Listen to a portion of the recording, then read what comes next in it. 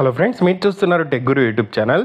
ఆంధ్రప్రదేశ్ సంబంధించిన ఉద్యోగ సమాచారం ఈరోజు డేట్ చూసుకుంటే 22 ఫిబ్రవరి 2024 డీటెయిల్ ఇన్ఫర్మేషన్ అయితే చెప్తాను. వీడియోని ఎక్కడ స్కిప్ చేయకుండా చివరిదాకా అయితే చూడండి. చాలామంది వీడియో చూస్తున్నారు కానీ చాలా తక్కువ మంది వీడియోని లైక్ చేస్తున్నారు. కొంచెం వీడియో లైక్ చేసి సపోర్ట్ చేయండి. ఇంకా ఎవరైనా మన ఛానల్ని సబ్స్క్రైబ్ చేసుకోకపోతే వెంటనే సబ్స్క్రైబ్ చేసుకోండి. ఏపీఎస్సీ గ్రూప్ 2కి సంబంధించిన డీటెయిల్ ఇన్ఫర్మేషన్ చెప్తాను. ఏపీ డిఎస్సికి సంబంధించి నిన్న జరిగిన కోర్టు వాదనలు, అలాగే షెడ్యూల్ మార్పు జరిగే అవకాశం అయితే ఉంది. దానికి సంబంధించిన ఇన్ఫర్మేషను సో డీటెయిల్డ్గా ఏపీ డిఎస్సి గురించి అయితే చెప్తాను.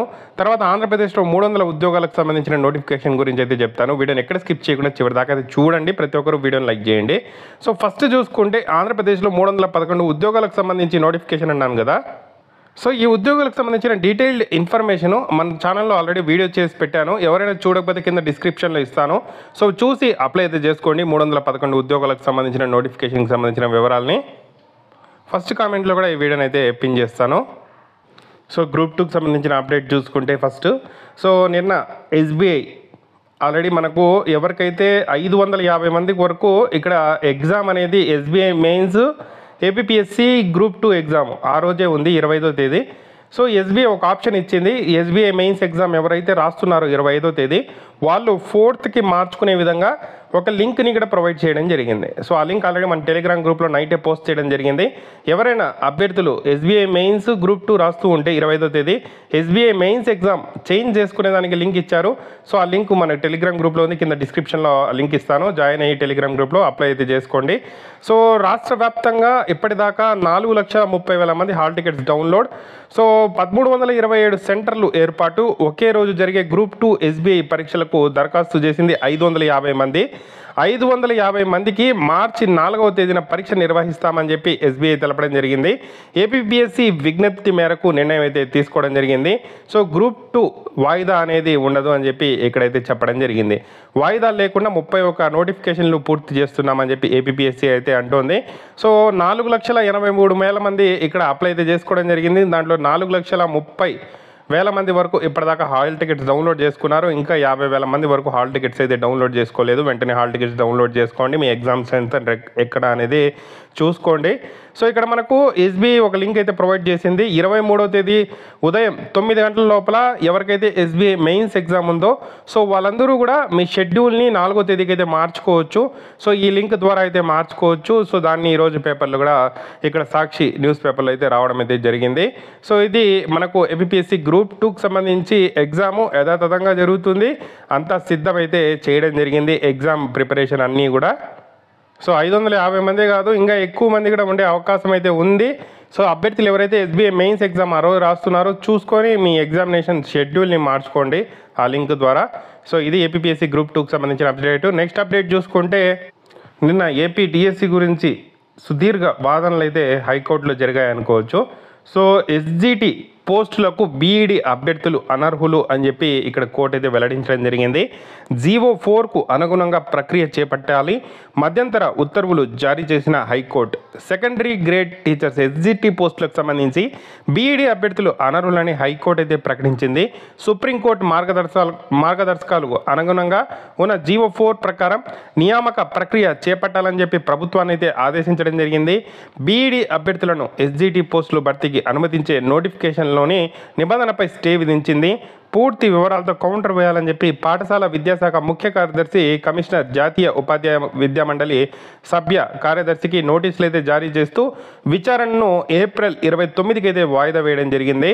హైకోర్టు ప్రధాన న్యాయమూర్తి justice Dhiraj Singh Thakur, justice R Raghunandan రావుతో కూడిన ధర్మాసనం బుధవారం ఈ మేరకు మధ్యంతర ఉత్తర్వులు అయితే జారీ చేసింది. అంతకుముందు ప్రభుత్వం తరపున ఏజీ శ్రీరామ్ వాదనలు వినిపిస్తూ బీఈడి అభ్యర్థులను ఎస్జిటి పోస్టులకు సంబంధించి ఇక్కడ అనుమతించబోమని చెప్పి తెలపడం జరిగింది.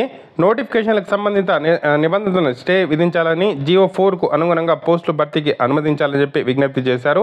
ఏజీ చెప్పిన వివరాలు నమోదు చేసుకున్న ధర్మాసనం మధ్యంతర ఉత్తర్వులను వెలువరించింది. ఈ నెల 12న జారీ చేసిన నోటిఫికేషన్లో ఎస్జిటి పోస్టులు భర్తీకి బీఈడి ఉన్న వారిని అనుమతించడాన్ని సవాల్ చేస్తూ పలువురు డిఈడి అభ్యర్థులు హైకోర్టులో అయితే వ్యాజ్యం వేసిన సంగతి మనందరికీ తెలిసిందే.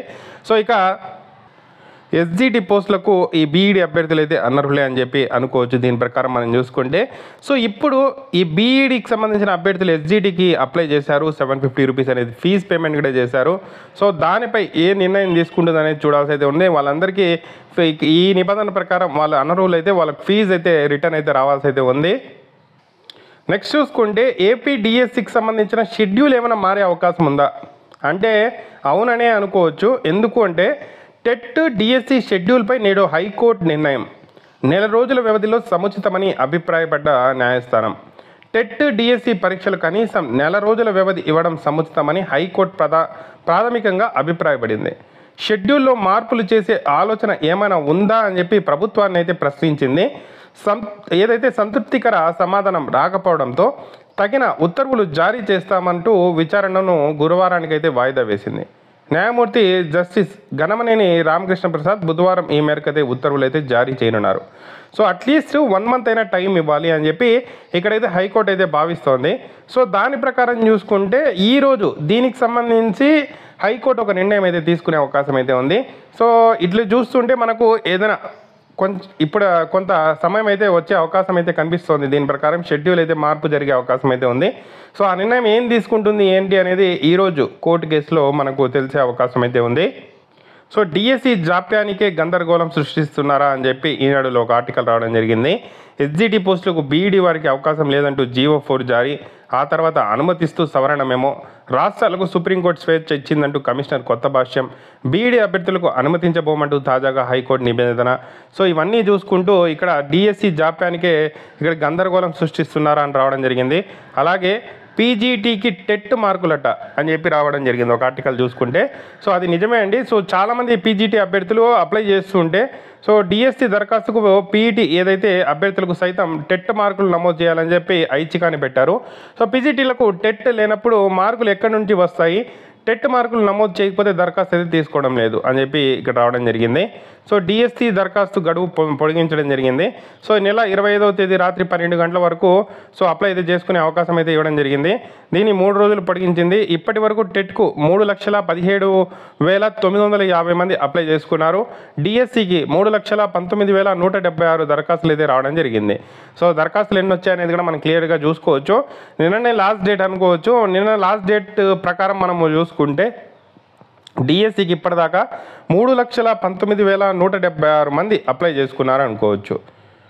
3,19,176 మంది. సో ఎందుకంటే మనకు నిన్న లాస్ట్ డేట్ కాబట్టి చాలామంది ఇంతకుముందే అప్లై చేశారు. ఇంకా వచ్చినా కూడా మనకు దరఖాస్తులు దాదాపుగా ఒక 10,000 వరకు ఎక్స్ట్రాగా వచ్చే అవకాశం అయితే ఉంది. టెట్కు 3,17,000 మంది వరకు అప్లై అయితే చేసుకోవడం జరిగింది. సో పోటీ ఈ రేంజ్లోనే ఉంటుంది అనుకోవచ్చు. 3,50,000 కన్నా తక్కువ మందే ఇక్కడ పోటీ అయితే పడే అవకాశం అయితే ఉంది. నెక్స్ట్ చూసుకుంటే స్థానికేతర అభ్యర్థులకు పరీక్షా కేంద్రంలో నాన్ లోకల్ ఎంపిక చేసుకున్న సమయంలో స్థానికేతర ఐచ్ఛికం ఇస్తామని పాఠశాల విద్యాశాఖ ప్రకటించింది. అభ్యర్థులు అప్పుడే నమోదు చేసుకోవచ్చు అని చెప్పి సూచించడం జరిగింది. సో ఎడిట్ ఆప్షన్ కూడా ఇస్తారండి. సో ఎవరైనా తప్పులు చేసింటారు కదా మనకు నోటిఫికేషన్లో అప్లై చేసే టైంలో, సో ఎడిట్ ఆప్షన్ కూడా ఇస్తారు. సో అభ్యర్థులు ఎవరైనా ఏదైనా తప్పులు చేసింటే నోటిఫికేషన్ అప్లై చేసే టైంలో అది కరెక్షన్ చేసుకోండి. సో సాక్షి న్యూస్ పేపర్లో కూడా ఆర్టికల్ రావడం జరిగింది. సో నిబంధనల ప్రకారమే డిఎస్సి ఎటువంటి గందరగోళం లేదు, అన్నీ స్పష్టంగా ఉన్నాయి. 2018 డిఎస్సి నిబంధనల ప్రకారమే ఇప్పుడు నిర్వహణ.